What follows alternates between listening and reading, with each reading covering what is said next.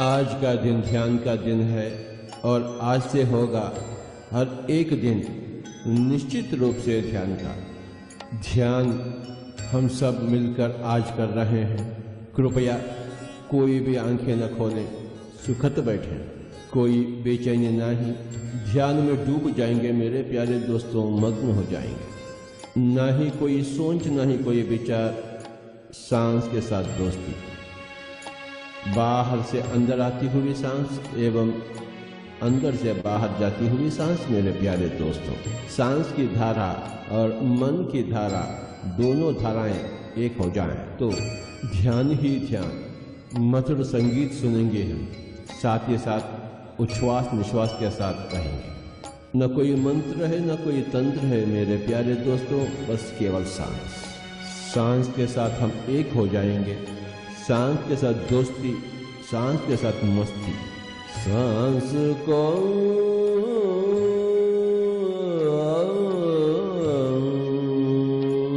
सांस को अपनाए। हम स्वयं भगवान हैं, परंतु भाग्यशाली बनने के लिए हमें ध्यान अभ्यास चाहिए। सांस को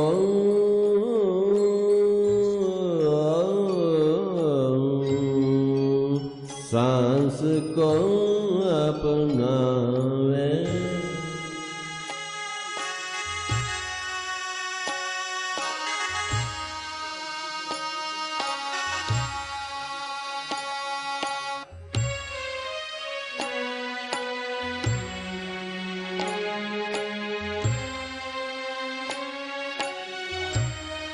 सांस को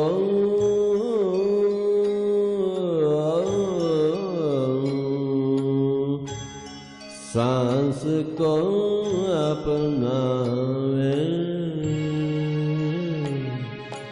ज्ञानी बन जावे। सांस को अपनावे। ज्ञानी बन जावे।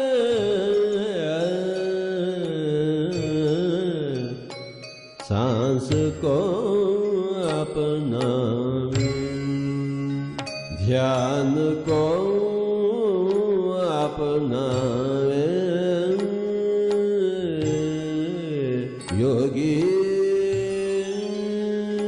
बन जावे।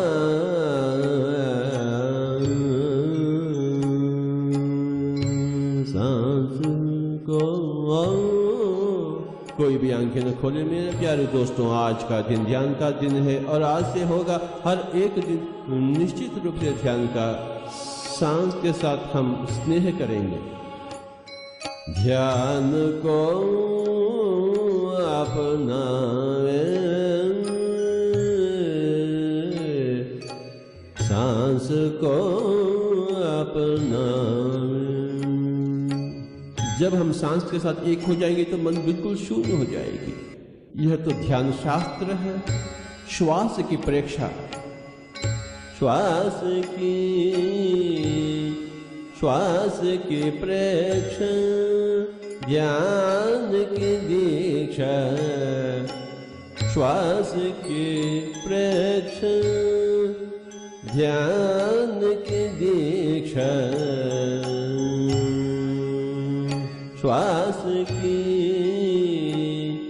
श्वास की प्रेक्षा, ध्यान की दीक्षा।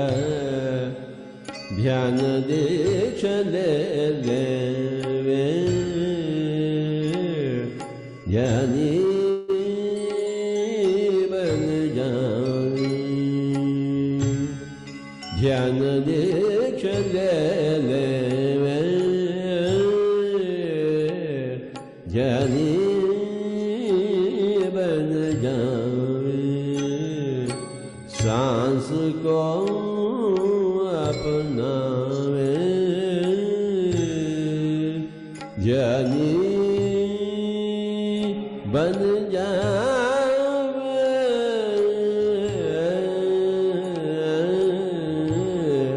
सांस को अपना।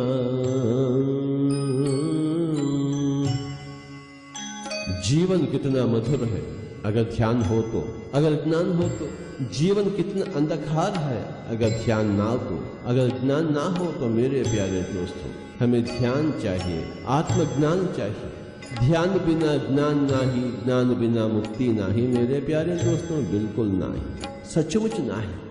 हम सब चाहते हैं मुक्ति, और उसे पाने के लिए हमें चाहिए ज्ञान, और ज्ञान के लिए हमें चाहिए ध्यान। मन की शांति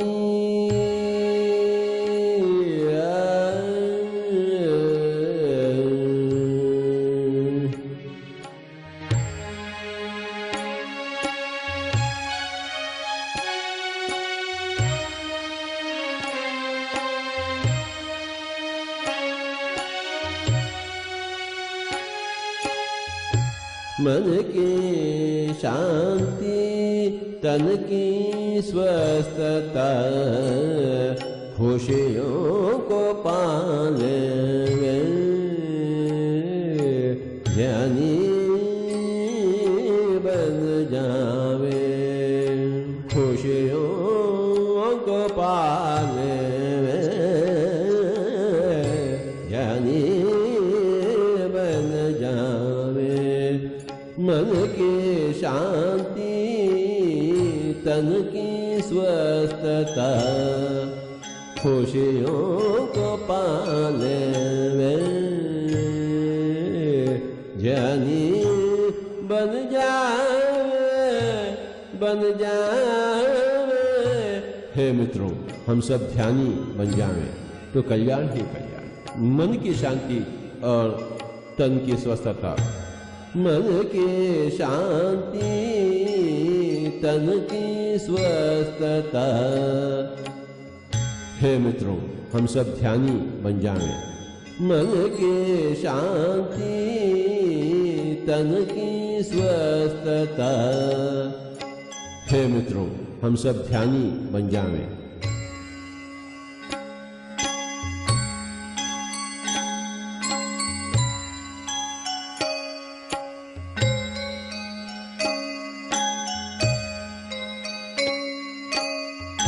न ही कोई मंत्र, न ही कोई तंत्र मेरे प्यारे दोस्तों। न हम हिंदू हैं, न मुस्लिम हैं, न क्रिश्चियन हैं। केवल हम एक मानव और सांस के साथ जुट जाएं तो कल्याण ही कल्याण।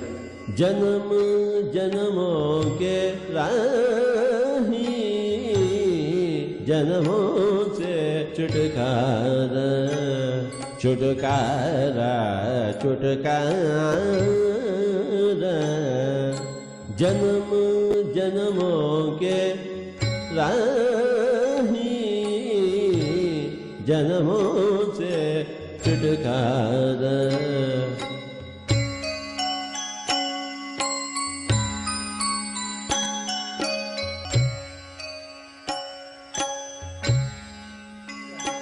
आत्मा मोक्ष पाले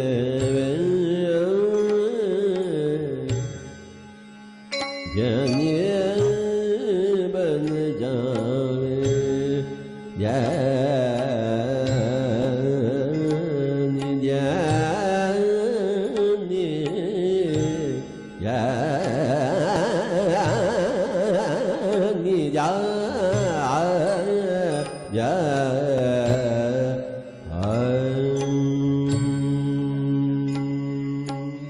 जन्म जन्मों के राही, जन्म जन्मों के राही, जन्मों से छुटकारा।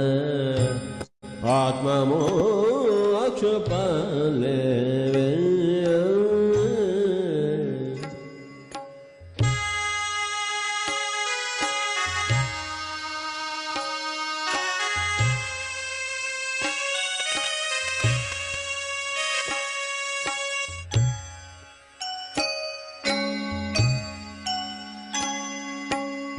देह रथ जानो,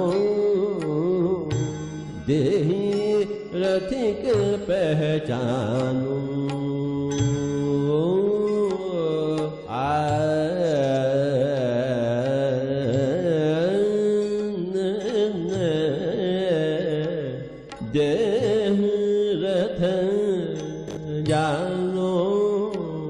देहि रथिक पहचानू, आत्मज्ञान पाले वे, ध्यानी बन जा बन जा बन जा बन जावे। देह रथ जानो, देहि रथिक पहचानू,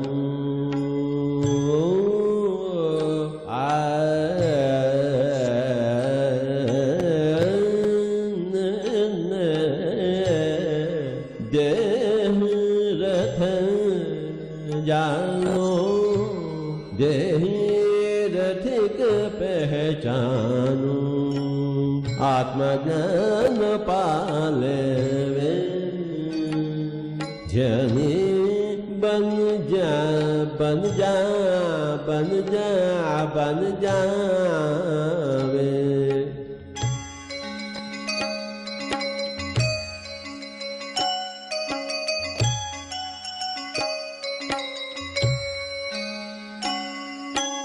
भगवत गीता में श्री कृष्ण कह चुके हैं, हे अर्जुन आप योगी बनिए, योगी भवार्जुन। कैसे बने योगी? ध्यानी बने तो योगी बने, योगी बने तो ऋषि बने, ऋषि बने तो महर्षि बने, महर्षि बने तो ब्रह्मर्षि बने। कब बनेंगे हम ब्रह्मर्षि? अगले जन्म? ना मेरे प्यारे दोस्तों, ना। काल करे सो आज कर, आज करे सो अब, पल में प्रलय होगा, बहुरी करोगे कब? तुरंत ही हम ध्यानी बनेंगे, तुरंत ही हम योगी बने हैं।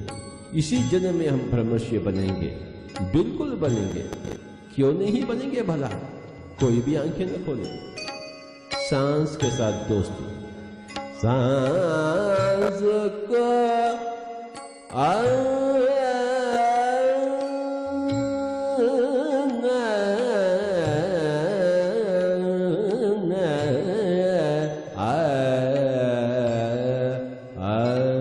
सांस को अपनावे। चर्म चक्षुओं का खेल बहुत हो चुका है, अब तो दिव्य चक्षुओं का खेल शुरुआत बहुत हो गया। आंखों का खेल, कोई भी आंखें न खोले।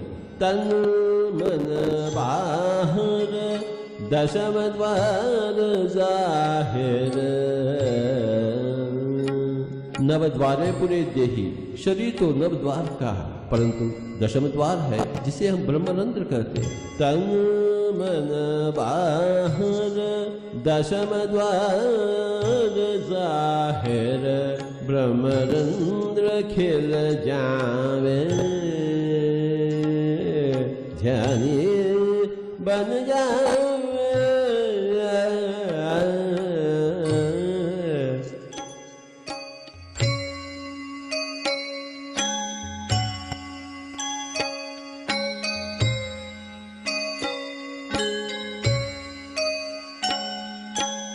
सांस को अपनावे। जब मन शून्य हो जाती है तो ब्रह्मरंध्र विकसित हो जाती है मेरे प्यारे दोस्तों, और हम ब्रह्मांड के हो जाते हैं। विश्व शक्ति, विश्व की ऊर्जा बाहर से हम भीतर प्रवाहित होते हुए महसूस करते हैं। जब मन शून्य हो जाती है, जब तक सोच विचार होते हैं तो बाहर की ऊर्जा भीतर नहीं आ सकती है, परंतु जब मन शिथिल हो जाती है, सारे के सारे सोच विचार हल हो जाते हैं, तो बाहर की ऊर्जा भीतर आ जाती है। हमें बहुत ऊर्जा चाहिए, शक्ति चाहिए। बस इतना करे कि कोई भी आंखें न खोले।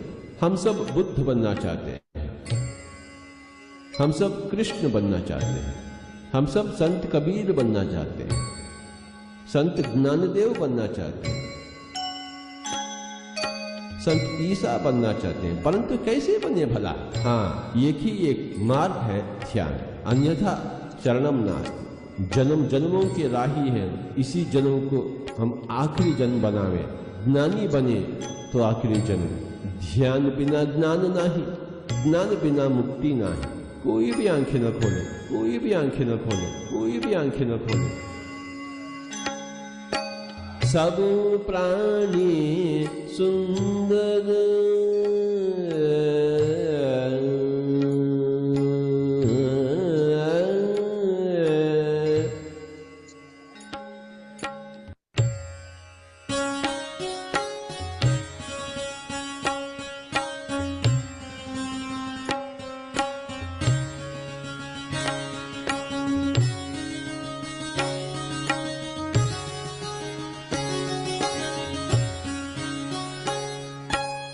सृष्टि में सब प्राणी सुंदर, क्योंकि सब प्राणी भगवान।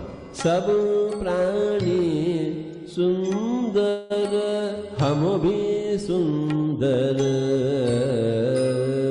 हम भी भगवान हैं, सब कुछ भगवान है। सब प्राणी सुंदर, हम भी सुंदर, सुंदरता जीले ध्यानी बन जावे। शरीर नहीं है, हम आत्मा है। आत्मा तो अति सुंदर, उस सुंदरता को जीने के लिए ही हम ध्यान कर रहे हैं। ना ही कोई सोच, ना ही कोई विचार, केवल सांस ही सांस ही सांस। ध्यान ही भाग्य और ज्ञान ही परम भाग्य, मुक्ति ही परम आनंद। कोई भी आंखें न खोले, बस सांस के साथ दोस्ती, सांस के साथ मस्ती। सब प्राणी सुंदर, हम भी सुंदर, सुंदरता जीले जनी बन जावे।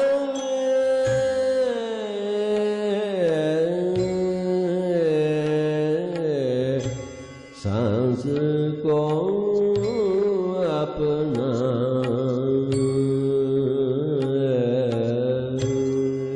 आज हम कितने भाग्यशाली हैं। ध्यान ही भाग्य और ज्ञान ही परम भाग्य, मुक्ति ही परम आनंद।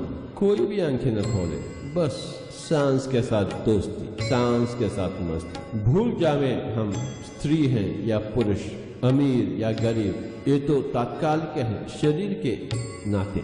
और हम शरीर है ही नहीं, हम तो आत्मा, हम सब भगवान हैं। We are all God.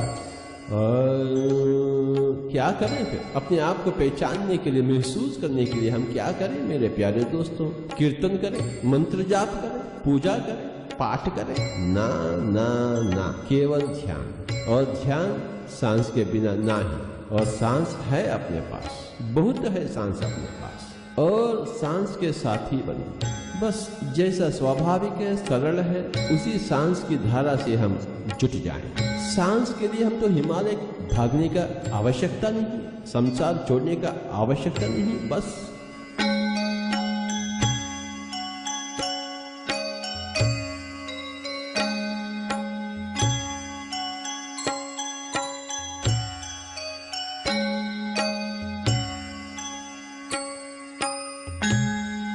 तमोगुण छोड़े, आलसी ना रहे, उठकर बैठ जाएं, हाथों में हाथ, उंगली में उंगली, आंखें बंद हो चुकी हैं। और सांस के साथ अपने ही घर में सामूहिक ध्यान 3 गुण अधिक शक्तिशाली, पिरामिड ध्यान 3 गुण अधिक शक्तिशाली। पूनम रात के ध्यान करेंगे तो 3 गुण अधिक शक्तिशाली।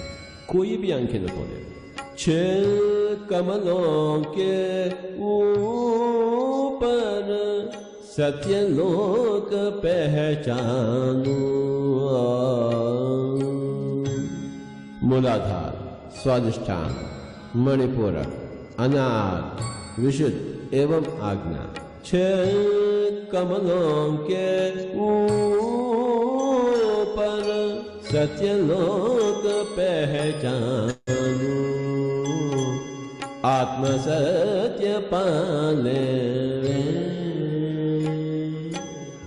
जानिए बन जावे। सांस को अपनावे। कर्म कर्म में धर्म, पल पल में आनंद।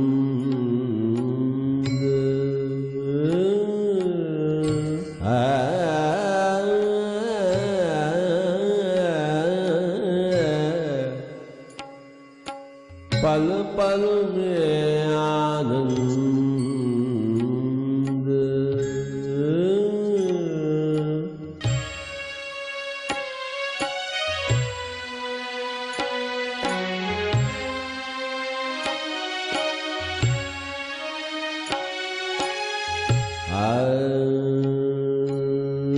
कर्म कर्म में धर्म, पल पल में आनंद। आनंद ले ले ध्यानी बन जावे,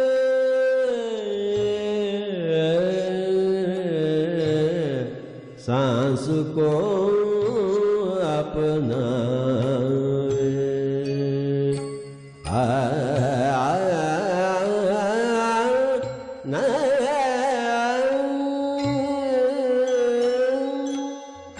हे सज्जनों, हे मित्रों, हम सब योगी बनना चाहते हैं, तुरंत ही योगी बनना चाहते हैं, कल नहीं आज,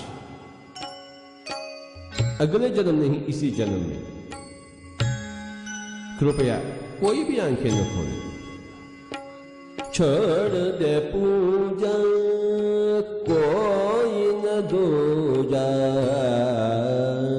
अहम ब्रह्मास्मि तत्वमसि श्वेतकेतु।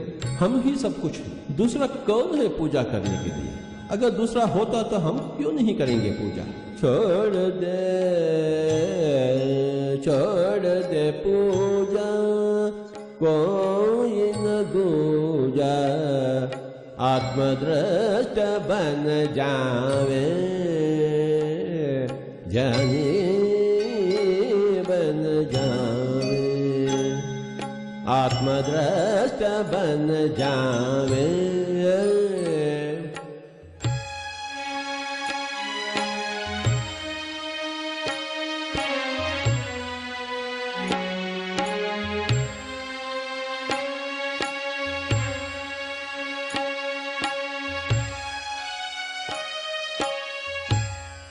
हम तो देह दृष्टा हैं, परंतु हमें आत्मदृष्टा बनना चाहिए।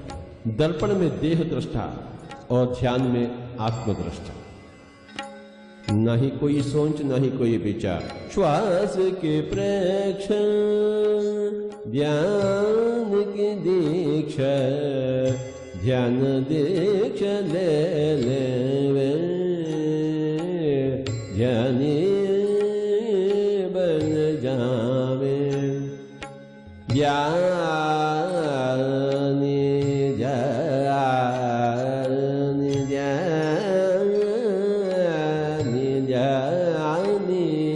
बन जावे, बन जा बन जा बन जावे।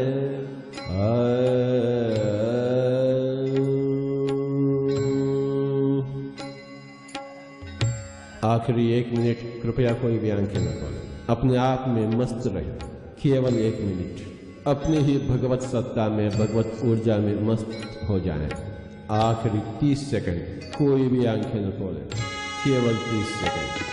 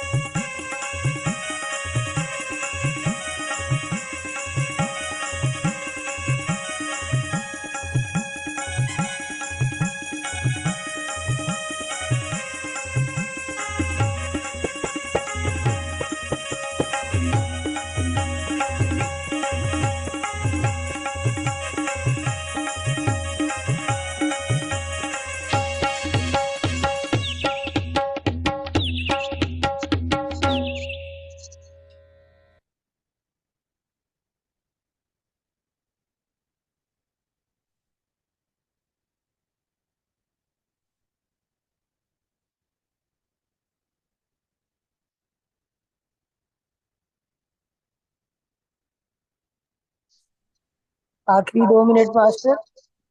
कोई भी आंखें ना खोले, सभी अपने ध्यान में बने रहें और अपनी सांसों पे बने रहें।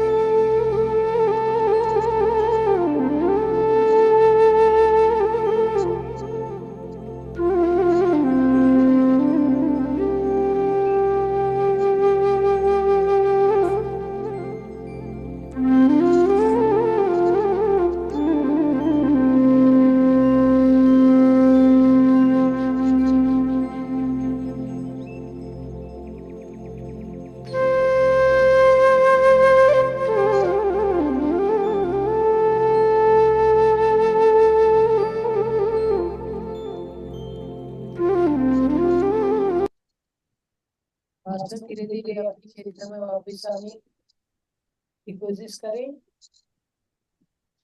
अपने पैरों के पीछे को हिलाएं। धीरे धीरे अपने शरीर में, पूरे शरीर में चेतना को वापस ले आए।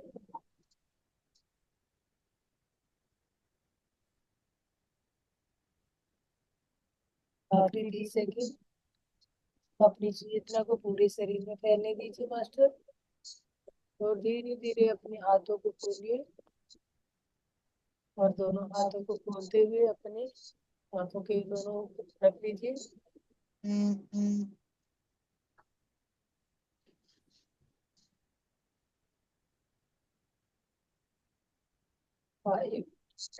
4 3 2 1 0। मास्टर धीरे धीरे आंखों के हाथों के दोनों हथेलियों के बीच में आंखें खोलिए और एक मधुर मुस्कान के साथ अपने ध्यान से बाहर आ जाइए।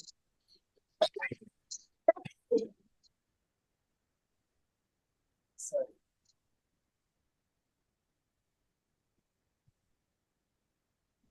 ध्यान में बने रहना चाहते हैं, ध्यान में बने रहिए।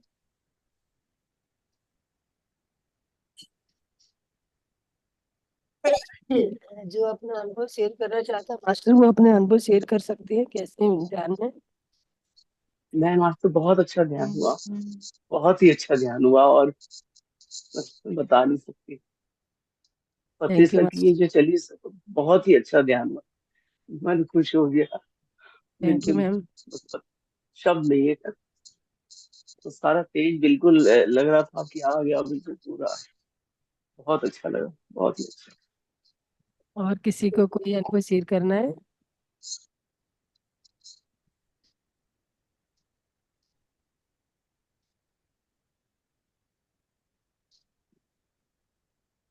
Yes master.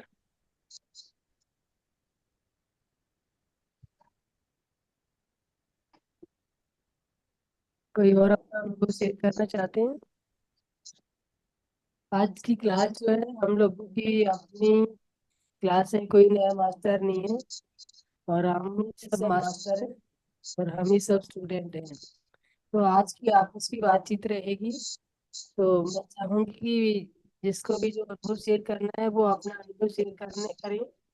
आज का अनुभव या कल का, जब भी जो भी आपको शेयर करना चाहे, जब से आप ध्यान में आए तब से आज तक जो भी जिसको अनुभव हुआ है वो शेयर करें। तो आपको आधा घंटा इस अनुभव शेयर करने के लिए मिल गया है। तो आप अपना अपना बताइए, जो भी आपका जीवन में जो भी ध्यान में आने के बाद जो भी बेनिफिट हुआ, जो अच्छा लगा, जो जिस बीमारी से छूटे, कुछ भी हुआ फायदा हुआ, उसके बारे में बताइए मास्टर। तो आइए पहले हेमलता जी आप बताइए, जब से आप ध्यान कर रहे हैं तो आपको क्या क्या फील हुआ, कैसे फील हुआ, अच्छा लगा? मैं 20 साल से, हाँ मैं 20 साल से ध्यान कर रही हूँ। जी तो मुझे ध्यान में पहले छोटे छोटे से बल्ब से दिखते थे, पहले छोटे छोटे, फिर कलर रंगीन तारे दिखने लगे। जी अलग तरीका, फिर ध्यान में बहुत अच्छा लगना फील हुआ।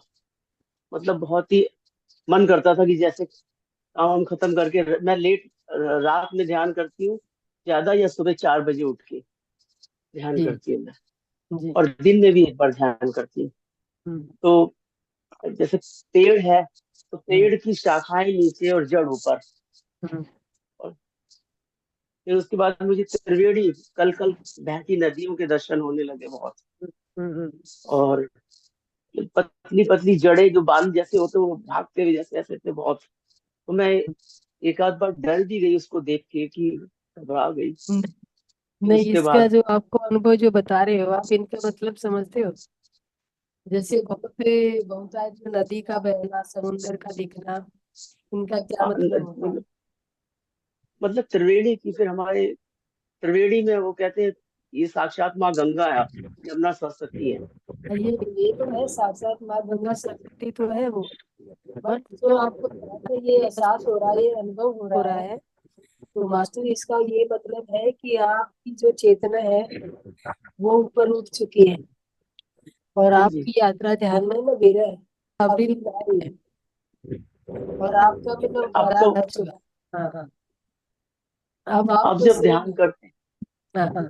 अब जब ध्यान करते हैं तो फिर मैं थोड़ा सांसों पे ध्यान करती हूँ।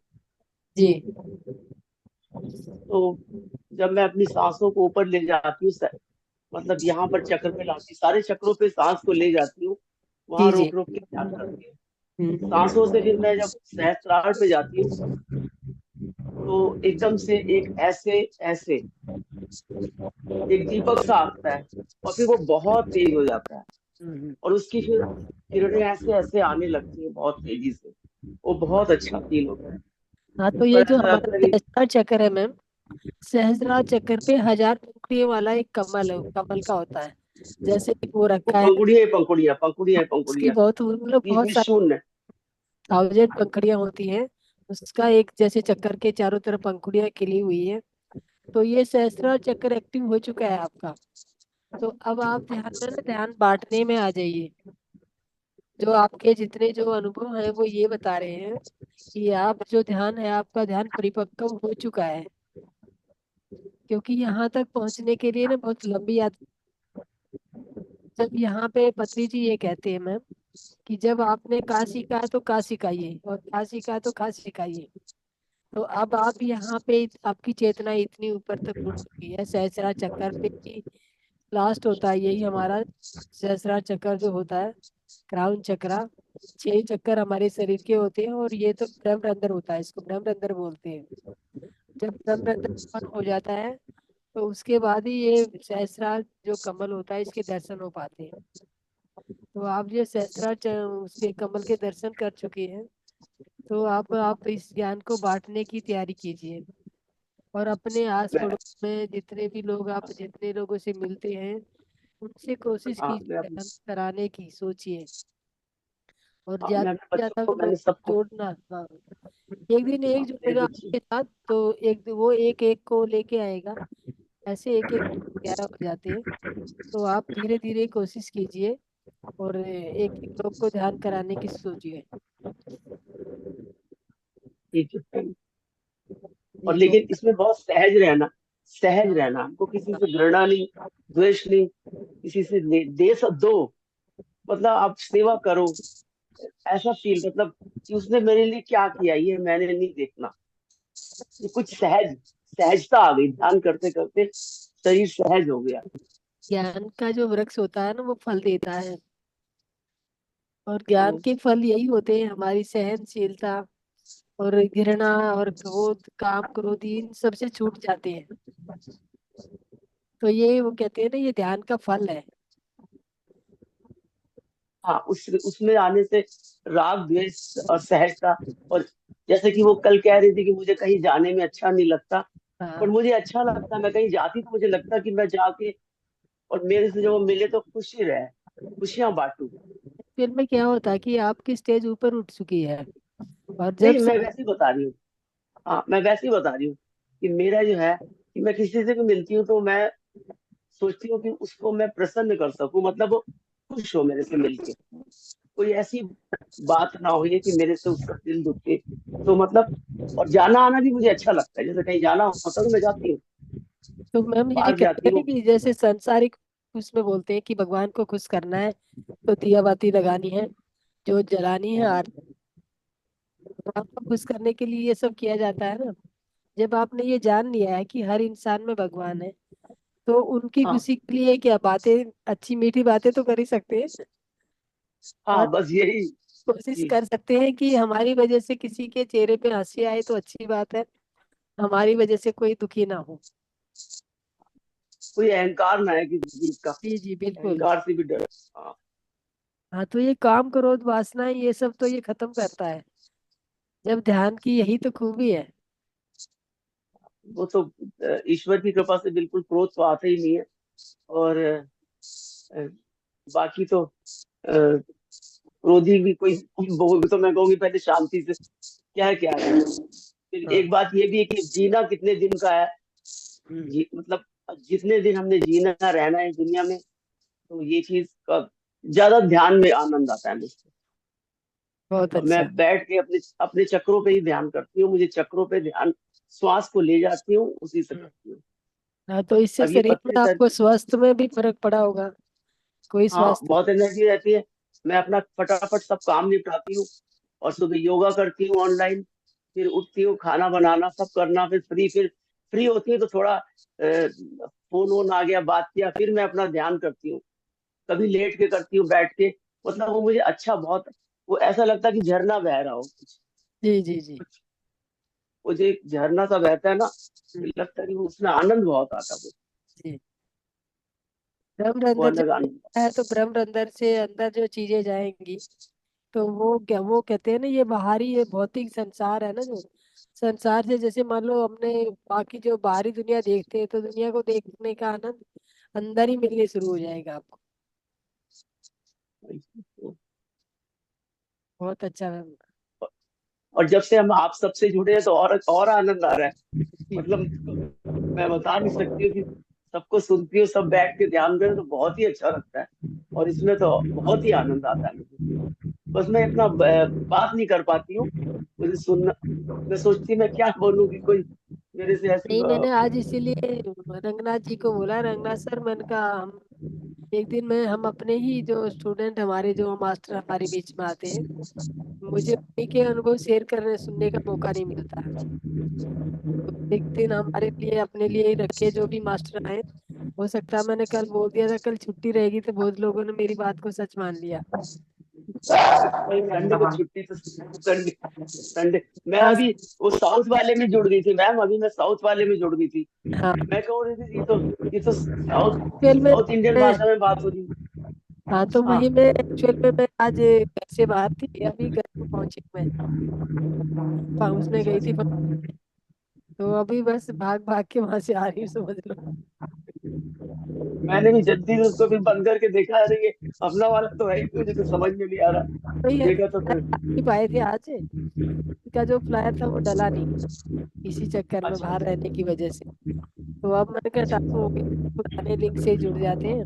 हो सकता है बहुत सारे लोग फ्लायर की वजह से भी नहीं जुड़ पाए हों, क्योंकि आज बहुत कम संख्या है लोगों की। तो मास्टर कोई और अपना अनुभव बताना चाहेगा, शेयर करेगा कुछ?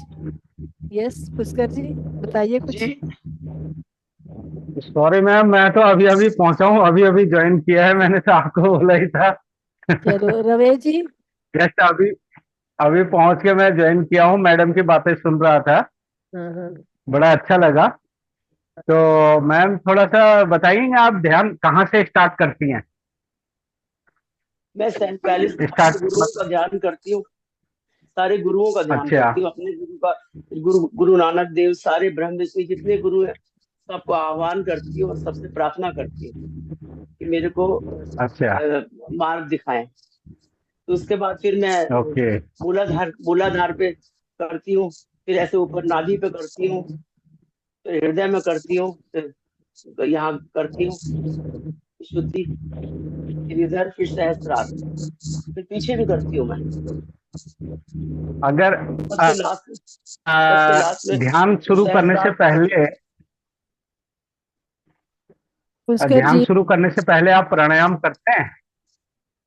हाँ, प्राणायाम से ही करती हूँ। मैं प्राणायाम करती हूँ, फिर हाँ ठीक उसी है, से बहुत श्वास को वेरी ऊपर गुड। ले जाती हूँ।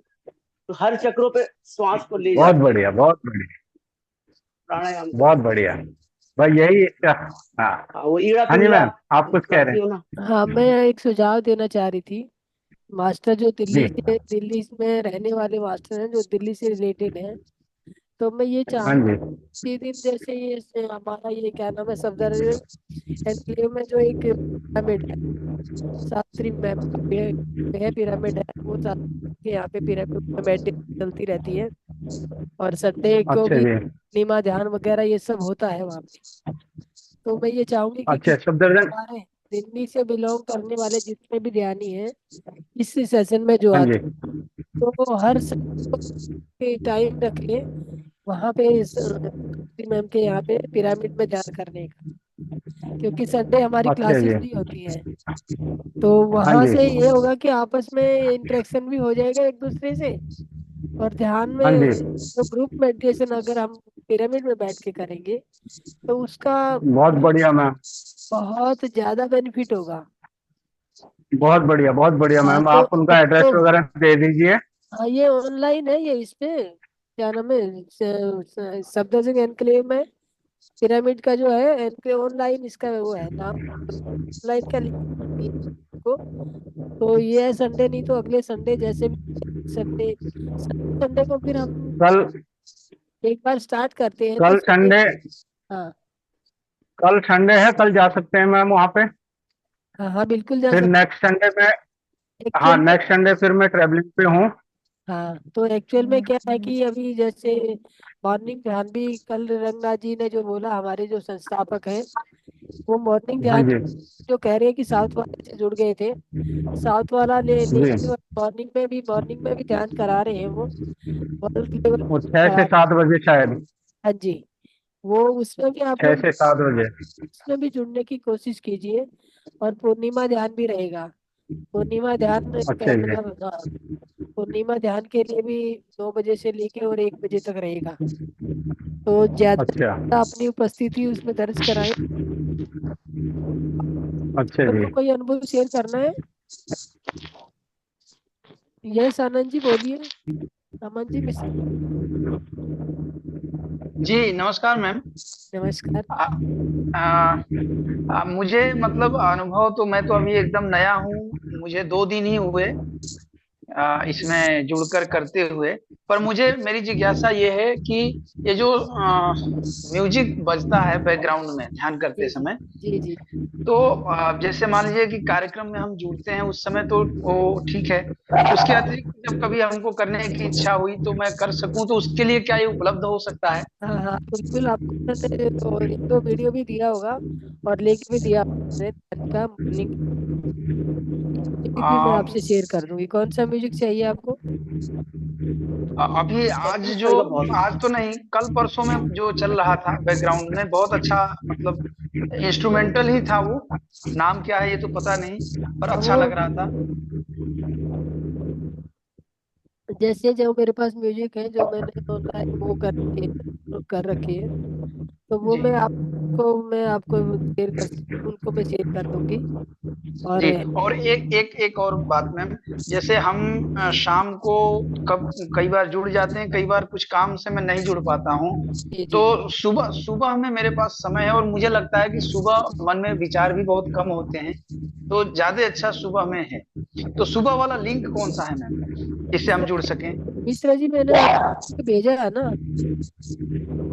मॉर्निंग वाला लिंक भेजा, शेयर म्यूजियम करके मैंने भेजा है लिंक आपको। उसी लिंक से अ, एक ही लिंक प्रतिदिन चलता है? 2 दिन मतलब उस लिंक से जुड़ते रहोगे तो से भी जुड़ सकते हो। बस 2 दिन भेजा है आपको लिंक, और वो जी जी उसमें भी ध्यान कराया जाता है free में। जी बहुत जी। ही होता है और बहुत ही उच्च कोटि के मास्टर आते हैं। मतलब JJTP ऐसा करके जो है लिंक? हाँ हाँ, जे करके जो है, वो लिंक में अच्छा आप जुड़ सकते हो। उसमें ज्ञान और ध्यान दोनों की उत्तर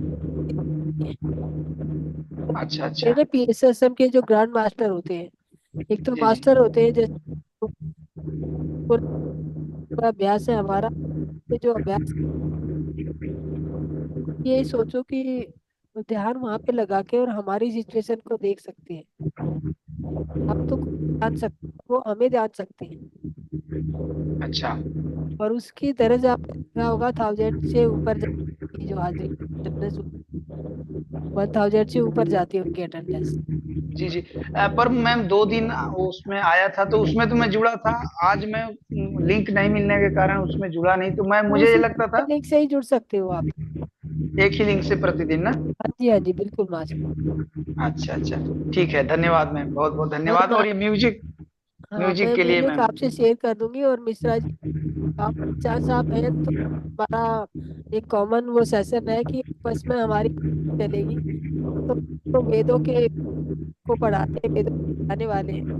तो कोई भी प्रसंग आप सुनाना चाहेंगे, वे किसी वेद के बारे में, किसी इस बारे में, तो हाँ, वेद के विषय में प्रसंग, वेदों का एक मंत्र मैं सुनाना चाहूंगा मैम। हाँ हाँ बिल्कुल। प्रसंग व्याख्यान तो क्या करूं। ये सामवेद का एक मंत्र है, जी और उसको मैं यहाँ, सामवेद में मुख्य रूप से षड्ज, ऋषभ, धैवत, इन 3 स्वरों से मिलकर के यह मंत्र है। हाँ एक मंत्र का मैं यहाँ पर ये करता हूँ।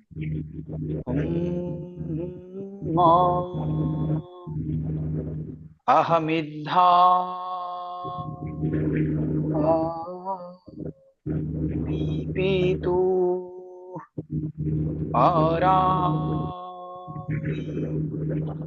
मेधामृतस्य जग्रहा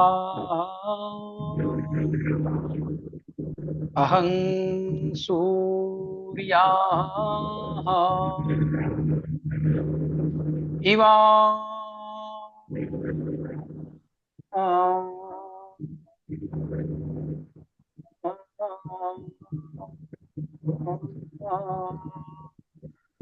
आसा ॐ अहमिद्धा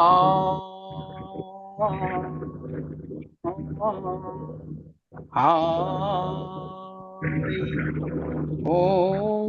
मयमुत्वा तदिदर्था इन्द्रत्वायं तत्सखा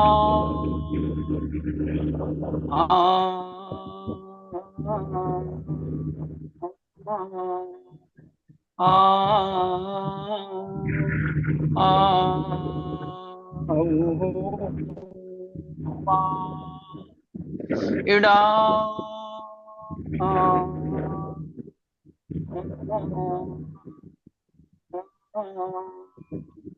भा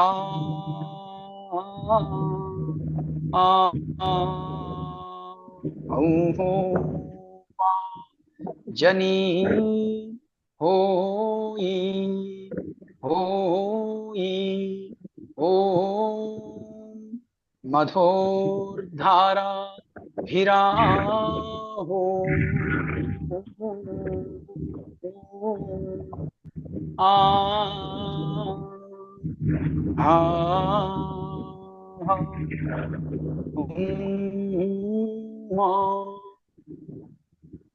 ये सामवेद उहगान से एक मंत्र था मैं आप सभी के समक्ष। धन्यवाद। तो इसका मतलब समझाएंगे मास्टर? यह मंत्र अग्नि की स्तुति में यहाँ सामवेद में प्रयुक्त हुआ है और इसमें अग्नि के जो विशेष गुण हैं उन गुणों को लेकर के उनकी स्तुति की जा रही है कि अग्नि आप रत्नगर्भा हैं, विविध प्रकार के रत्नों को धारण करने वाले हैं और उनके लिए बताया गया कि आप सभी के आह्वान करता हैं। तो इस प्रकार का इसमें प्रसंग है, यज्ञों से संबंधित कुछ विषय हैं, शायद यहाँ प्रासंगिक नहीं होगा। जी जी मास्टर ठीक है। वीडियो ऑन कर देंगे तो देखने में हम भी देखना चाहते हैं कि मास्टर कौन मास्टर है। बहुत अच्छा है मास्टर, इसकी वजह से मास्टर तो देखना नहीं हूँ चाहते मैं, हैं। बस वैसे ही। जी जी जी देखना चाहते हैं स्वरूप मास्टर। जी मास्टर। नमस्ते अभी मास्टर, आ रहा है? नमस्ते। हाँ हाँ अभी आ रहा है। हाँ हाँ हाँ। जी जी सभी को सादर प्रणाम करते हैं जी। बहुत बढ़िया सर, बहुत बढ़िया, बहुत बढ़िया। सामवेद से है ये। जी सर। बहुत अच्छा। ये आना मिश्रा जी बहुत सुंदर मंत्र आपने जो किया। तो मास्टर अभी कोई और अपना अनुभव शेयर करना चाहता तो ये वेलकम है, और नहीं अगर कोई शेयर करना चाहता तो मैं एक छोटी सी कहानी सुनाना चाहती हूँ। तो अगर आप लोगों की इजाजत हो तो मैं कहानी सुनाऊं? क्यों मैम, बिल्कुल बढ़िया, शुरू कीजिए। जी। तो मास्टर ये कहानी भी बुद्ध भगवान से जुड़ी हुई है, बुद्ध के साथ जो जुड़ी हुई कहानी है ये। तो एक शिक्षा ही है इससे। ये जो कहानी है इसका जो है शिक्षा जो थी, ये है कि हमें किसी को भी छोटा या बड़ा समझना नहीं चाहिए। ध्यान में आने के बाद ये जो हार्ड मास का शरीर है इसी का यही छोटा बड़ा होता है, इसके अंदर आत्मा सबके बराबर बैठी है। तो बुद्ध भगवान की एक छोटी सी वो है, एक अमरपाली नाम की एक वो हुई है, वैसा हुई है। और वो जो क्या कहते हैं,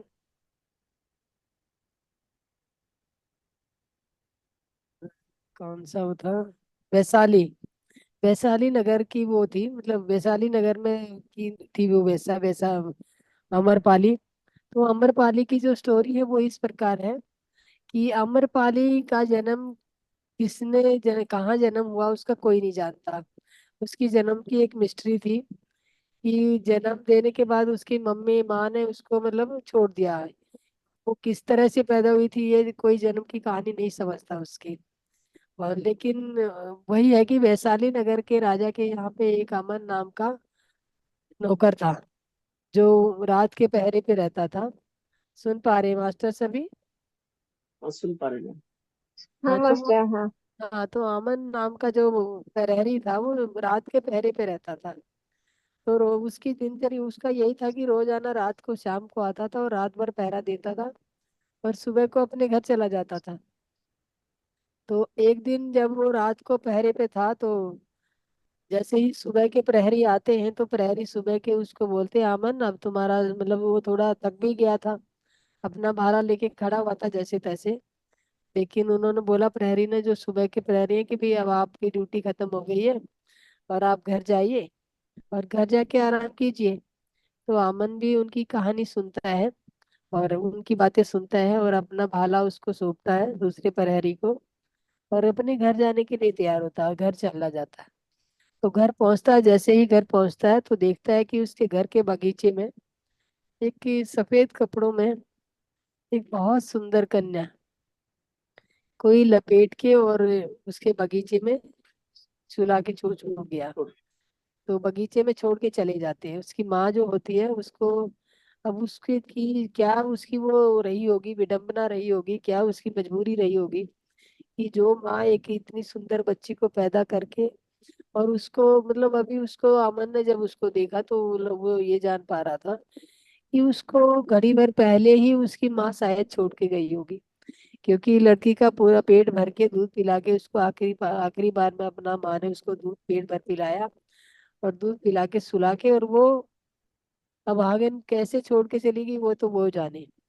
तो वो उसको उनके बगीचे में आम के पेड़ के नीचे छोड़ के सुला के चली जाती है। तो जैसे ही अमन आता है तो अमन देखता है कि उसके बगीचे में कोई सफेद कलर का कुछ पड़ा है। तो बहुत सुंदर सफेद कपड़ों में उसने कन्या को लपेटा और वहां पे सुला के चली जाती है। तो अमन बगीचे के में जाता है और आम के नीचे देखता है कि सफेद कपड़ों में एक बहुत सुंदर बालिका है, सोई हुई है मस्ती में, नींद में। पेट भरा हुआ था, उसकी माँ ने दूध पिलाया था भरपूर, और भरपूर दूध पिलाने के बाद वो छोड़ के गई थी। तो उसने देखा तो मतलब चारों तरफ देखा, इधर उधर घूम के देखा कि किसकी बच्ची है, कौन यहाँ पे आया। लेकिन आवाजें भी दी भी, कौन, किसका बच्चा है, किसका बच्चा है करके। लेकिन वहां पे उसकी कोई नहीं, क्यों किसी ने नहीं सुना उसको, कोई नहीं पहचान, कोई नहीं आया कि ये बच्चा मेरा है। तो आमन ने अपनी पत्नी को उठाया, जो घर के मतलब बगीचे के पास ही उसका घर था, और घर में गया और घर में पत्नी को उठाया और उसको सारा वाक्य बता कि ऐसे ऐसे लड़की कोई मतलब बच्चा कोई है वहां पे छोड़ के चला गया। और उसको भी देखो भाग्य की विडंबना कि आमन को भी बुढ़ा होने आ गया था लेकिन उनको कोई संतान नहीं थी। वो दोनों मियाँ बीवी भी अपनी संतान के लिए तरस रहे थे। तो आमन की बीवी ने जैसे देखा कि इतनी सुंदर कन्या है, और वो सुंदर कन्या को देख के और दोनों ही मोहित हो गए। तो कहते हैं कि भगवान ने हमें शायद इसीलिए ये कन्या दी होगी कि हमारी कोई संतान नहीं है, तो इसी रूप में हमें संतान दी है। फिर लेकिन फिर भी उन्होंने, जैसे वो तो नगर प्रहरी था, उसके वहां राजा के यहाँ पे पहरा देता था। तो उसने जब अगले दिन जाके राजा को बोलता है वो कि ऐसे ऐसे कोई मेरे बगीचे में कोई कन्या छोड़ गया, और किसी को, ये जैसे पहले था कि डांडी पिटवा देते थे कि भाई किसी का कोई बच्चा खो गया या कोई जबरदस्ती ले गया उठा के, तो वो उनके पास है, उसने सूचना भिजवाई, लेकिन उसका दावा करने के लिए कोई नहीं आया। तो आमन ने उसको अपनी बेटी समझ के उसका पालन पोषण शुरू कर देता है। और दिन दिन जैसे लड़की, वो उसके थोड़े दिन बाद ही, मतलब लड़की जैसे 3 साल की हुई, तो 3 साल के बाद अमन की पत्नी की देहांत हो जाता है। और लड़की इतनी सुंदर थी लड़की कि मतलब पहले जो प्रथा थी, वैशाली जो नगर था, वैशाली नगर में ये था कि जो बहुत सुंदर कन्या होगी उसको नगर वधु बना के, मतलब नगर वधु के रूप में रख लिया जाता था। तो नगर वधु का जो एक दर्जा होता था वो, मतलब वैसे तो कहते वैसा ही कहते थे उसको, पर उसका दर्जा बहुत ऊंचा होता था ना उसका। तो वो, उसको अमन को ये डर था कि मेरी बेटी, मतलब जो बेटी वो पाल रहा है वो इतनी सुंदर है, और वैशाली राज्य का जो प्रथा है उसके अकॉर्डिंग अगर ये राजा की नजर में आ गई या किसी की नजर में आ गई तो इसको ना कहीं नगर वधु ना बना दे। तो इस डर के मारे ना अमन उसको छुपा के रखता था। और धीरे धीरे जैसे जब उनकी पत्नी का देहांत हो गया तो उसने वैशाली नगर को छोड़ दिया और अपने पैतृक गांव में चला गया। पैतृक गांव में चला गया तो उस कन्या को लेके इस डर के मारे कि कहीं इसको नगर वधु ना बना दे। तो उस अपने गांव में चला गया तो गांव में बुढ़ा तो पहले ही हो चुका था। अब गांव जितने उसके पास जो धन संपत्ति उसने जोड़ रखा था वो खाया खाया। उसके बाद उसके खाने पीने के भी लाले पड़ने लगे। तो एक दिन अमन कुछ खाना वाना खाने के लिए जुटाने के लिए घर से बाहर निकलता है। और कहा पर उसको कोई कुछ नहीं मिलता है खाने पीने के लिए। तो सुबह से निकला और शाम को वो घर पहुंचता है। तो जैसे वो घर पहुंचता है तो वो लड़की बालिका 8 वर्ष की बालिका हो चुकी थी उस समय। 8 वर्ष की बालिका थी और बहुत ही सुंदर। वो कहते हैं ना कि भगवान ने उसको फुर्सत में बनाया होगा इतनी सुंदर कि जो देखे एक बारी देखता ही रह जाए। तो जैसे वो बालिका एकदम से भाग के और बाहर आती है कि बाबा खा घर में खाने को कुछ नहीं है। तो वो कहता है कि कोई बात नहीं, मैं अभी गेहूं पिसवा लाता हूँ। तो बच्ची कहती है कि बाबा घर में गेहूं भी नहीं है। तो कहता है कि चलो ठीक है मैं इंतजाम करता हूँ। अब बाबा तो सुबह से इंतजाम में ही लगे थे लेकिन उसका सुबह से इंतजाम नहीं हुआ था। और इंतजाम ना होने की वजह से वो निराश होके शाम को वापिस आ गया था। अब क्या करता बेचारा। तो कहता मैं अपनी बेटी को तसल्ली देने के लिए उसने उसको बेटी को गोदी में उठाया और उसके मुंह पे मतलब उसका चुम्बन किया और छाती से अपने लगाया लड़की को। और लगाने के बाद उसको कहता अच्छा बेटा तुम बैठो मैं इंतजाम करता हूँ। तो इंतजाम करने के नाम पे वो उसका अमन का क्या हुआ कि ये वाला यहाँ पे मेरे जो पैतृक गाँव है इसमें तो मेरा कोई और है नहीं, अल्टरनेट नहीं है। तो मुझे अपने वही वैशाली राज्य में ही जाना पड़ेगा, फिर से मुझे राजा की मदद लेनी पड़ेगी। जो डर उसको वहां पे ले आया था अपने गांव में ले आया था। अब उसी डर का पालन पोषण करने के लिए उसे वापस फिर से नगर में जाना वैशाली। पड़ेगा, वैशाली जाना पड़ेगा। तो अब जैसे अब वो लड़की को भूखी मरते हुए भी नहीं देख सकता कि लड़की भूखी मर रही है, तो वो भी उससे बर्दाश्त नहीं हो रहा। तो वो कहता है कि भाई चलो बेटा मैं इंतजाम करता हूँ, चलो आज हम मतलब चलते हैं। इंतजाम करने के लिए ना वो राजा वो फिर वैसा है उस लड़की को लेके और वैशाली की तरफ फिर से जाता है कि वैशाली राज्य में राजा को अनुरोध करूंगा और अनुरोध करने पे मैं वो मेरे को वो काम दे देंगे तो मैं पालन पोषण लड़की भूखी नहीं मरेगी। लेकिन वो डर उसको डर तो वो था ही अंदर, जो डर बैठा हुआ था कि ये नगर वधु ना बना ले इसको इतनी सुंदर बालिका को। वो डर भी रहा था, वो डर उसको जाने से रोक रहा था और उसकी जो बच्ची की भूख थी वो उसको जाने के लिए मजबूर कर रही थी। तो वो देखे कि भाई भूखे मरने से अच्छा है तो मैं इसको वहीं पे ले जाऊं और जैसे भी छुपा के रखूंगा। तो अब वो जो कुछ क्या मंजूर वो तो वही जाने। तो वो उसको लेके चलता, बालिका थक चुकी थी भूखी भी थी और अमन भी थक चुका था, बुढ़ा हो चुका था। चलते चलते काफी देर दूर चलते रहे, पैदल पैदल चल रहे। पहले कोई ऐसा भी नहीं था जरिया कि कुछ मोटर गाड़ी है या कुछ है उसके उसको लेके जाएगा। तो जाते जाते वो थक जाते हैं तो वो बार बार बीच में बाबा को बोलती है बाबा मैं थक चुकी हूँ अब थोड़ी देर बैठ जाऊं। तो बाबा कहता अभी थोड़ी देर में गाँव दूसरा कोई आएगा तो हम वहां पे जाके आराम करेंगे, तो वहां पे चल के विश्राम करेंगे। चलाता रहता तो थोड़ी देर में बाबा भी थक जाता है, बच्ची तो थकी पहले से ही थी। तो वो एक सेमुल का पेड़ होता है उसका पेड़ की छाया में बैठ जाते हैं। रात का घना अंधेरा था, उन्होंने सोचा कि भाई इस पेड़ के नीचे रात की निकालेंगे, सुबह होगी तो आगे चलेंगे। तो थोड़ी ही देर हुई थी तो बच्ची ने सोचा सुना कि बाबा घोड़ों की टापों की आवाजें आ रही है। तो बाबा ने देखा कि उसने भी सुना कि हाँ घोड़े यहाँ पे राज प्रहरी, वो जो वैशाली नगर का ही राज्य था वहां तक, और वैशाली राज्य के जो प्रहरी थे वही वहां पे घोड़े से देखने आ रहे थे, मतलब वही वही आ रहे थे उधर से उसके लिए। तो जब मतलब घोड़ों की टाप उसने सुनी तो वो बुड्ढे ने अपनी चादर उसको जो ले रखा था उसमें बच्ची को लपेटा और वहां पे वो उसको दबा मतलब ऐसे दबा के बैठ गया कि इनकी नजर ना पड़े इस पे। उसने देखा ये तो राज प्रहरी है। तो लेकिन जैसे मतलब बारिश होने लगी उतनी देर, उस देर में ही, और प्रहरी जो आ रहे थे वहां पे पहरा देते हुए अपने नगर का चारों तरफ चक्कर लगा रहे थे वो, बारिश होने लगी तो श्यामुल का जो पेड़ था वो बहुत भारी था, बहुत घना पेड़ था। तो प्रहरियों ने भी देखा घोड़ों पे है, तो घोड़ों पे कि भाई ये श्यामुल का पेड़ है, इसके नीचे बारिश कम लगेगी, तो वहीं पे जाके सर लेते हैं हम भी। अब वो के भाग्य में जो भाग्य की विडंबना जो होती है, तो वो प्रहरी भी आके वहीं पे रुक जाते हैं श्यामुल के पेड़ के नीचे। जैसे श्यामुल के पेड़ के नीचे वो आते हैं, तो बाबा ने उसने लड़की ने एकदम से चीखा, उसके लड़की के मुंह से चीख निकल गई। तो चीख निकली जैसे ही, तो उसका वो कपड़ा जो बाबा ने ढका हुआ था वो हट गया। अब जैसे बाबा का कपड़ा के उसको, वो भी घबरा गया और खड़े होके वो भागने लगा। अपना मतलब बेटी का उसने हाथ पकड़ा और वो उसको भी बोला कि भागना है। भागने के लिए जैसे ही वो भागने को खड़ा होता है, तो प्रहरी समझते हैं कि ये कोई डाकू चोर है, और ये यहाँ पे चोरी करने के मकसद से या कुछ करने के मकसद से राज्य में हमारे एंट्री कर रहा है। तो प्रहरी ने अपना भाला उस पे चला दिया, और जैसे भाला चलाया तो वो भाला उसके आमन के आर पार निकल गया, और आमन जो था वो वहीं पे खत्म हो गया।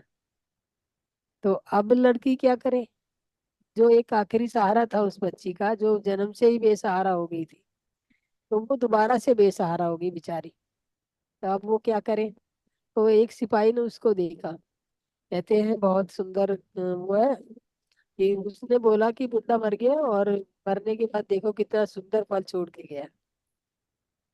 मतलब उसके उसके बाद तो उनकी नजर पड़ती है, तो आपस में जो सिपाही होते हैं, तो वो कहते हैं, मैं, एक सिपाही कहता है मैं इसको, ये जब बड़ी होगी, इतनी सुंदर है, इससे मैं शादी करूंगा, इसको मैं अपनी पत्नी बनाऊंगा। तो दूसरा वाला सिपाही कहता है कि नहीं, तुम इससे शादी नहीं कर सकते, तुम्हें वैशाली नगर की प्रथा का तो मालूम है, ये इतनी सुंदर लड़की कन्या है, तो वैशाली के राजा के पास ले जाना पड़ेगा इसको हमें, और वैशाली का राजा जो न्याय देगा वही होगा इसके साथ। अगर वो मतलब इसको, मतलब जो वैशाली का राजा इसको नगर वधु ना बनाए, तो तुम इससे शादी कर लेना, अगर वो राजा नगर वधु की इजाजत देगा तो नगर वधु ही बनेगी ये। तो वो ले जाते हैं राज्य में अपने, लेके जाते हैं ना उसको, वैशाली, उसको अमरपाली को, उसका नाम अमरपाली रखता है वो लड़का, बाबा जो होता है उसका। अमरपाली भी नाम इसलिए रखता होता है कि वो आम के बगीचे में, आम के पेड़ के नीचे थी। तो आम्र जो बोलते हैं, आम को आम्र भी बोलते हैं, तो उसी के नाम पे उसका अमरपाली नाम रख देता है उसका बाबा। तो अमरपाली को वैशाली ले जाया जाता है। तो वैशाली सिपाही लेके जाते हैं, तो राजा को दिखाते हैं, तो राजा को दिखाते हैं कि महाराज देखिए, हम इतना, ये इतनी सुंदर कन्या वहां पे थी, मिली है हमें।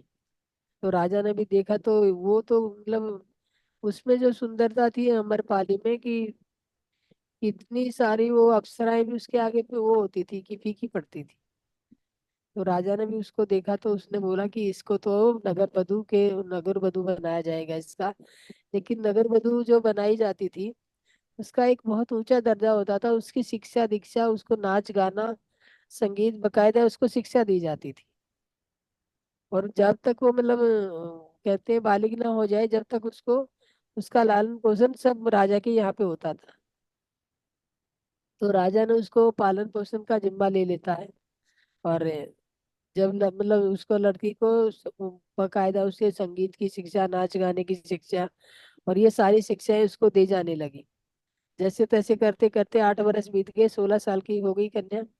तो 16 साल में, फिर उसके 16 साल के बाद जब उस कन्या को ये हुआ, मतलब उसका जो सुंदरता थी दिन पे दिन निखरती जा रही थी। तो 16 साल के बाद हम जो वैशाली का राजा था, वैशाली के जो राजा ने उसके लिए, अमरपाली के एक लिए नया महल बनवा दिया, जिसमें उसको नगर वधु बना के रखा जाए। और वो भी मतलब जो महल बनवाया उसके लिए, वो इतना सुंदर महल था कि राजा का महल भी उसके आगे फीका पड़ता था। और वहां पे जो मतलब उसके 16 16 साल के बाद उसकी शिक्षा दीक्षा उस नगर में, वो महल में चालू हो गई। वहां पे संगीतकार और ये सब उसके पास आने लगे। उसको शिक्षा देने के लिए। और फिर उसके बाद भाई जब वो लड़की 20 साल की होती है, आम्रपाली जब 20 साल की होती है, तो प्रथा के अकॉर्डिंग टू उसको नगर वधु बनाया जाता है। तो नगर वधु की चर्चा आस पड़ोस के देशों में उनमें भी होने लगी। मगर जो वैशाली राज्य जो था, वैशाली का पड़ोसी राज्य मगध के राजा था बिंदुसार। बिंबिसार ने जब दे बिंबिसार तक भी आम्रपाली की सुंदरता की कथा वहां तक पहुंच गई, तो कि भाई आम्रपाली में मतलब वैशाली में इतनी सुंदर नगर वधु है। तो वो राजा ने मतलब कोई के जैसे होते हैं, एक जो राजदूत होते हैं, और जो क्या कहते हैं, गुप्तचर जो होते हैं राजा के, जो बिंबिसार का गुप्तचर जो था वो वैशाली से वो लेके आता, समाचार लेके आता कि महाराज इतनी सुंदर वहां पे वो है, उसको नगर वधु बना लिया। वो तो आपकी मतलब यह राज्य उसके बनाने राज्य की वो बनने की राजमाता बनने की राजी होती, और उसको नाव पे नगर वधु बना लिया गया है। तो वो कहता कि भाई मुझे मतलब मैं वो नगर वधु जो मगध का राजा बिंबिसार होता है, वो वैशाली पे हमला बोल देता है उसको पाने, वैसा अमरपाली को पाने के लिए। तो हमला जब करता है तो हमले में क्या होता है, तो हमले की चर्चा भी वैशाली तक आ जाए, उससे नगर आम्रपाली तक पहुंचती है। और आम्रपाली जिस गली से जहां से जिस शहर के जिस उससे निकलती थी, तो लोग छतों पे खड़े होकर उसकी सुंदरता ताकने के लिए खड़े होते थे। उसके वो इतनी सुंदर थी, उसको एक झलक पाने के लिए लोग लालायत रहते थे कि एक उसकी सुंदरता कितनी वो है। तो अब उसके लिए दो राजाओं के बीच में लड़ाई चालू हो गई कि अमरपाल तो अमरपाली भी को भी ये लगने लगा कि अगर मेरी वजह से मगध का राजा, और वैशाली छोटा राज्य था, और वैशाली पे मतलब वैशाली को तो हार ही जीत ही लेगा राजा, मगध का राजा। और मगर मेरी वजह से यहाँ जिस राज्य ने मुझे शरण दी है, उसकी हर सुख सुविधा का ख्याल रखा गया है जिस राज्य में, तो उसके कितने सारे लोग बेवजह मारे जाएंगे, और ये सारा मेरे ऊपर आएगा। तो वो तो एक गुप्तचर होता है, गुप्तचर को बोलती है, बिम्बसार के पास भेजती है कि भाई इस लड़ाई को टालने का कोई और तरीका नहीं है। तो वो गुप्तचर उससे राजा के पास जाता है, तो उसको बोलता कि मतलब बिम्बसार को बोलता कि भी आम्रपाली आपसे मिलना चाहती है एक बार। और राजा तो जो बिम्बसार था वो तो लड़ाई इसी बात की कर रहा था कि उसको हाँ, तो मिलना उससे चाहता। वो तो उससे मिलना ही चाह रहा था। तो उसको उसने उसने गुप्तचर ने उसको बोला कि महाराज, आप जिसके लिए युद्ध करने जा रहे हैं, क्या आपने उसे देखा है कभी? कि नहीं, देखा तो नहीं है, मैंने सुना है सिर्फ। कि अगर मतलब आप जिसके लिए लड़ाई कर रहे हो, क्या पता वो इतनी सुंदर ना हो जितनी आपने सुनी है, कि उसके लिए इतने लोगों की हत्या हो जाएगी, बेवजह बेकसूर लोगों की हत्या हो जाएगी। तो और बाद में जीतने के बाद आपको वो मिले, तो आप उस वो जो सुंदरता आपको चाहिए वो ना हो। पहले आप उसकी एक झलक तो देख लीजिए, तभी तो लड़ाई के लिए तैयार होंगे।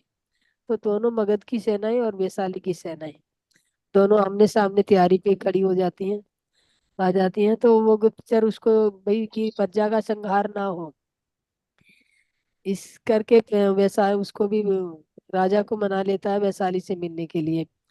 वैशाली भी तैयार हो जाती है कि मेरी वजह से जनसंहार ना हो। तो वो भी बिंदुसार से मिलने को तैयार हो जाती है। तो कहे जैसे तय समय के अनुसार रात को बिंबिसार मिलने आता है भेष बदल के, क्योंकि राजा के भेष में तो वो एंट्री ले नहीं सकता वहां पे। तो उसने एक नौकर का भेष बनाया, और नौकर के भेष में वो अमरपाली से मिलने अमरपाली के महल में आता है। अमरपाली ने भाई अपने प्रहरियों को कह छोड़ा था कि भाई जो भी मेरे को रात में ये ऐसे ऐसे कोई मिलने आएगा उसे आने दिया जाए। तो उससे लिए जब वो आता है तो उसे रोका नहीं गया, उसको उसके महल में पहुंचा दिया जाता है। तो फिर अमरपाली को देखता है, मगध का बिंबिसार देखता है उसको। तो बिंदुसार देखने के बाद ही वो कहता कि तुम तो साम्राज्ञी बनने के लिए, तुम्हारी सुंदरता तो ऐसी है, तुम साम्राज्ञी बनो। तो तुम्हें ये लोग कितने निर्दयी लोग हैं जो तुम्हें नगर वधु बना लिया है। तो वो वैशाली उसको कहता, वैशाली को, आम्रपाली को। तो आम्रपाली कहती है लेकिन मेरे को इन्होंने वो नगर वधू जरूर बनाया है, लेकिन मुझे जहाँ पे जो इतनी सुख सुविधाएं और मैं जो आज हूँ यहाँ पे, मतलब उस जमाने में ऐसा कौन सा देश दुनिया थी जो आम्रपाली के लिए लालायत ना रहती हो।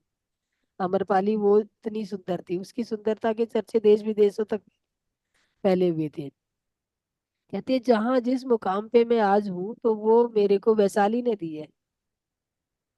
अगर मान लो मुझे खाना पीना ना मिला होता, मेरा बाबा उस समय छोड़ के चले गए थे, मर गए थे मतलब, और मेरे को इन्होंने शरण ना दी होती, तो हो सकता है मैं मतलब कि मेरी क्या हालत होती, एक सोच सकते हैं कोई भी। लेकिन इस राजे ने मुझे वो भी दिया, मतलब एक नगर वधु का एक सम्मान भी होता था। वो एक आम वैश्य की तरह नहीं होती थी कि इसमें सब कुछ राजपाट ठाट सब दिए उसको, गहने जेवर नौकर चाकर महल दुमहले सब दिए जाते थे। और रथ में बकायदा जब चलती थी तो पूरा नगर उसे देखता था कि जो सम्मान मुझे इस नगर में मिला है, तो मैं नहीं चाहती कि मेरी वजह से इस नगर के निर्दोष लोग मारे जाएं। हमारे हाँ, तो इसका कोई इलाज बताइए। तो वो कहता भाई मैं तो अब तुझे छोड़ूंगा नहीं। भगत का राजा बिम्बसार की मैं तेरे बिना नहीं रह सकता अब। वो कहती है कि मैं तुम मेरे बिना नहीं रह सकते, मैं इस नगर को छोड़ के नहीं जा सकती, क्योंकि जो नगर मेरे लिए लड़ने को राजी खड़ा हो गया, मेरी क्या वो है नगर वधु के बात लिए तो जो, ठीक। हाँ लड़ने के, मेरी सेफ्टी के लिए लड़ है जी, अपनी जान को दांव पे लगा के मैं उनको छोड़ नहीं सकती। और इसका तो फिर न, वो कहता है तो मैं तुम्हारे बिना नहीं रह सकता, तुम नगर के बिना नहीं रह सकती। तो वो कहती है कि मैं एक तरीका सुझाती हूँ कि तुम मुझसे मिलने आ सकते हो, लेकिन राजा के वेश में तो तुम आ नहीं सकोगे।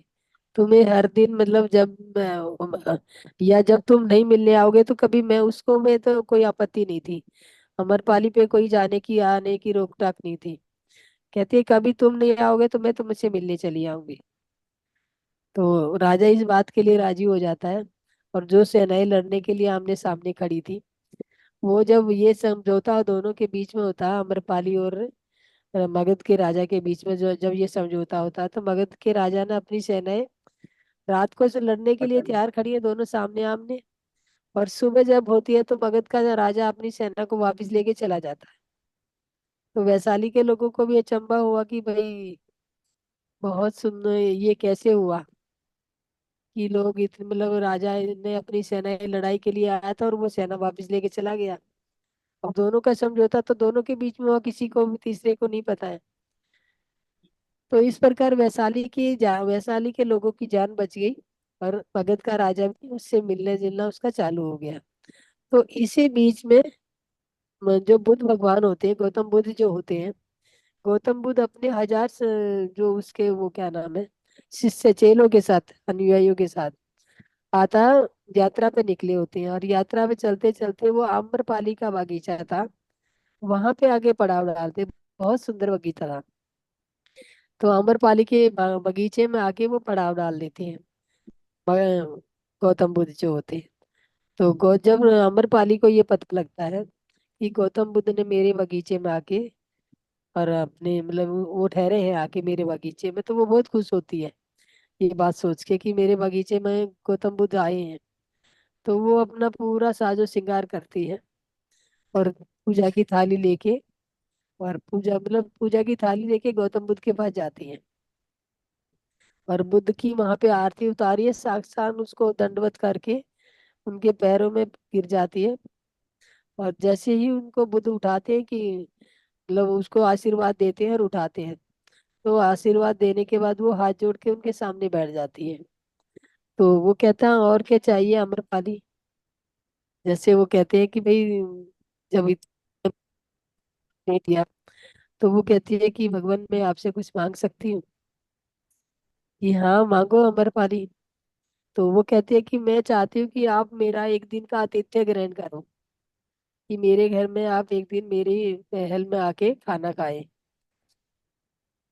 तो कहता ठीक है, मैंने आपका आतिथ्य स्वीकार किया। जितनी देर में उन्होंने भगवान गौतम बुद्ध ने अमरपाली का आतिथ्य स्वीकार कर लिया, उतनी देर में ही वैशाली का राजा आता है अपने सैनिकों के साथ अमरपाली के बागी उसमें बगीचे में, और उनको पता लगता है कि गौतम बुद्ध आके ठहरे हैं वहां पे।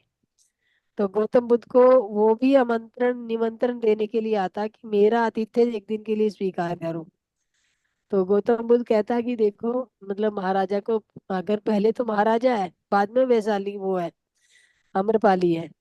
तो लेकिन गौतम बुद्ध ने कहा कि महाराज मैं मजबूर हूँ, मैं आपका आतिथ्य स्वीकार नहीं कर सकता, कि क्योंकि मैं पहले आप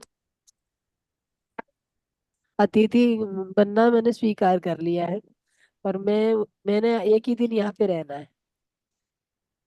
एक दिन में या तो अमरपाली से बात कर लीजिए, अगर वो अपना आपको बनाने का वो दे देती है, हक दे देती है, तो मैं आपका आतिथ्य स्वीकार करूंगा, नहीं तो मैंने अमरपाली का कर लिया, मैं उसी के यहाँ जाऊंगा। तो कि ये अमरपाली और राजा के बात की बीच की बात रह गई अब। तो अमर राजा ने सोचा, वैशाली के राजा ने, कि वैशाली में ही तो अमरपाली रहती है। तो अमरपाली का रथ जैसे जा रहा था, तो राजा राजा ने अपने घोड़े दौड़ाए, अपना रथ दौड़ाया कि तेजी से अमरपाली के रथ के साथ ले चलो। तो अमरपाली थी तो एक नगर वधु, राजा के बराबर नहीं चल सकती थी। जैसे उन्होंने देखा, अमरपाली ने जब देखा कि राजा का जो रथ है, मतलब राजा का रथ जो आ रहा है पीछे, तो अमरपाली ने अपना रथ और तेज कर लिया कि तुम और तेज इसको चलाओ। तो और तेजी से चलता रथ, जब राजा का रथ राजा भी दौड़ा के अपना आगे ले आता है, तो राजा के बराबर में उसने रथ अपना सटा लिया। राजा के बराबर में अपना रथ लाके खड़ा कर देती वो करती है, तो साथ साथ चल रहा होता, पैरेलल चल रहा होता है।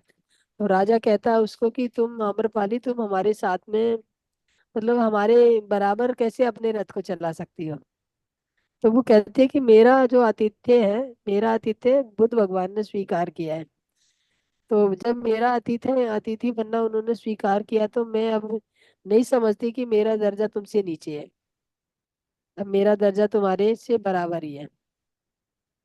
तो वो भी मान लेता है, हाँ, कि कहता हो कि तू अमरपाली ऐसे करो, तुम हजारों करोड़ जो जो तुम कहोगी, जितना स्वर्ण कहोगी, मैं तुम्हें उतना स्वर्ण देने को राजी हूँ, लेकिन तुम अतिथि मेरा बनने दो गौतम बुद्ध को, मेरे को उनका अतिथि मुझे, मतलब अतिथि उनका मुझे दे दो। तो वो कहती है कि मैं ये जीवन क्या, कितने जीवन भी मैं न्यौछावर कर दूं, मेरा जो धन दौलत जो भी मेरे पास है, वो कितना है, वो सब न्यौछावर है एक दिन के अतिथि के लिए। मैं वो आतिथ्य का मौका आपको नहीं दे सकती, आपको जो चाहिए वो मेरा सब कुछ ले लीजिए, लेकिन मतलब उन्होंने मेरा अतिथि बनना स्वीकार किया, तो वो मेरे यहीं पे आएंगे, मेरे ही अतिथि बनेंगे। तो अगले दिन वो बुद्ध भगवान आ जाते हैं तय समय के अकॉर्डिंग टू अमरपाली का अतिथि बनने के लिए। तो अमरपाली तो अपने पहले से ही तैयारी करके बैठी हुई थी। तो जैसे बुद्ध भगवान आते हैं, उनको खाना वाना, उनके जो अनुयायी थे वो सबको खाना वाना परोसती है, सब कुछ करती है। और खाना देने के बाद उनके पास जो अमरपाली फिर उनके चरणों में झुकती है, बुद्ध भगवान के चरणों में वो झुकती है और हाथ जोड़ के बैठ जाती है। तो कहता है, अमरपाली और क्या चाहिए तुझे, तेरे को मैंने आशीर्वाद दिया और तेरा अतिथि बनना स्वीकार किया, राजा का अतिथि ठुकराने का आतिथ्य ठुकरा के, और तेरा अतिथि बनना स्वीकार किया, तो और क्या चाहिए तुझे। तो कहते हैं, मांग, क्या मांगना है। तो वो कहती है, मैं एक छोटी और विनती कर सकती हूँ, कि हाँ हाँ बोलो, मतलब निर्भीक होके बोलो, तुम्हें जो मांगना बोलो मुझसे, जो होगा मैं मना नहीं करूंगा। तो उन्होंने बोला, आनंद, उसका जो बुद्ध भगवान के साथ एक उनका चेला था आनंद, जो उनके बिल्कुल समीप रहता था। तो वो कहती है, मुझे उससे मतलब आपके किसी भी चेले का मुझे उत्तरीय चाहिए। उत्तरीय यानी कि जो उन्होंने चोला पहना हुआ है, वो उसका चोला, पुराना चोला उसको चाहिए। तो बुद्ध भगवान आनंद को आदेश देते, आनंद जाओ, इसको अपना उत्तरीय दे दो। और आनंद उसको अपना उत्तरीय देता है अमरपाली को। तो अमरपाली उसका उत्तरीय लेती है, और उत्तरीय लेने के बाद वो अंदर जाती है, और अंदर जाने के बाद बाहर आती है, वो उत्तरीय पहन के अपना सब गहने आभूषण उतार के, और जो उसके जो जिस तरीके से वो रहती थी, जेवर गहने वहने सब उतार के पोटली एक बना देती है जो उसके पास था। सोना चांदी गहने घर मकान सब उसको आके और बुद्ध भगवान के चरणों में दे रख देती है। कहती है आपने मुझे जो दिया ये मुझे मेरे को मेरे जीवन से भी ज्यादा कीमती मुझे तोहफा आपने दे दिया। और मेरी ये है कि मैं अभी मेरी ये आखिरी इच्छा है कि ये जो मेरा सब कुछ है जो भी ये महल और ये जेवर कपड़े घोड़े हाथी रथ जो भी कुछ मेरा है वो सब आप मुझसे ले लो। मेरे ये विनती है आपसे। तो आम्रपाली से बुद्ध भगवान ने वो सारे मतलब वो जो ले लिया उन्होंने तथास्तु बोल दिया उनको कि तथास्तु। तो मतलब उसका वो ले एक्सेप्ट कर लिया। तो जब एक्सेप्ट कर लिया तो बुद्ध भगवान ने बोला कि सबसे पहला जो बुद्ध स्तूप को जो बोले जाते हैं बुद्ध मठ जो बोले जाते हैं सबसे पहला मठ जो था वो वैशाली का महल जो वो वो आम्रपाली का जो महल था वो सबसे वो पहला बना। बुद्ध बुद्ध मठ जो बना वो पहला सबसे पहला मठ वो बना। तो ये थी अच्छा। आम्रपाली की छोटी सी कहानी जो मैंने छोटी सी कहीं से सुनी थी तो वही आप लोगों को पेश कर दी। तो ये आप लोगों को बहुत कैसी अच्छी। लगी? बहुत अच्छी। बहुत अच्छी। धन्यवाद मैं और बहुत आप लोग। ज्ञानवर्धक। बहुत हाँ ज्ञानवर्धक और बहुत अच्छी। हाँ तो इसका ये सारांश होता है कि बुद्ध भगवान जो इतनी ऊंची कोटि के मतलब जब उनको ज्ञान प्राप्त हो चुका था उसके बाद वो वहां पे गए थे और उन्होंने ये नहीं देखा ये नगर वधु है और इसको वैसा का दर्जा मिला है तो ये अपवित्र है ये मतलब आम लोग तो वही कहेंगे ना उससे नफरत ही करेंगे। लेकिन उनके मन में ये नहीं था कि भाई ये नगर वधु है इससे नफरत करनी चाहिए। हम लोग तो आस पास से गुजरने भी नहीं देंगे। लेकिन उन्होंने वही दिखाया कि भाई इंसान का जो चोला होता है ये भौतिक शरीर है इससे नहीं इसके अंदर जो आत्मा है वो आत्मा से। पवित्र है। कई लोग होते हैं कि बहुत कीचड़ में भी जैसे कमल खिलता है कमल में कोई कीचड़ का असर थोड़ा आता है। तो मास्टर अब यही थी मेरी कहानी। तो आप लोगों को कैसी लगी ये कोई बताना चाहे तो बताइए अदरवाइज हम अपनी वाणी को यहीं पे विराम देना चाहेंगे आज। तो कल आप मॉर्निंग सेशन में जुड़िए मॉर्निंग ध्यान जो होता है उस पे भी जुड़िए और पूर्णिमा ध्यान में भी आपको जुड़ने के लिए बोला गया है कि आपको पूर्णिमा ध्यान में भी पार्टिसिपेट करना है और ज्यादा से ज्यादा संख्या में करना है। जो भी अपने अपने आस पड़ोस जितने भी हैं उन सब लोगों को जितनों जो बता सकते हैं उनको बताइए पूर्णिमा ध्यान के महत्व बताइए और उसके बारे में बताइए। तो आज हम अपनी वाणी को यहीं पे विराम देना चाहेंगे मास्टर सभी के लिए धन्यवाद। धन्यवाद। Thank you all of you master. धन्यवाद मास्टर। धन्यवाद धन्यवाद। धन्यवाद सभी का सभी थैंक यू मास्टरों जी, को थैंक यू, धन्यवाद। सभी को थैंक धन्यवाद। यू। Thank you.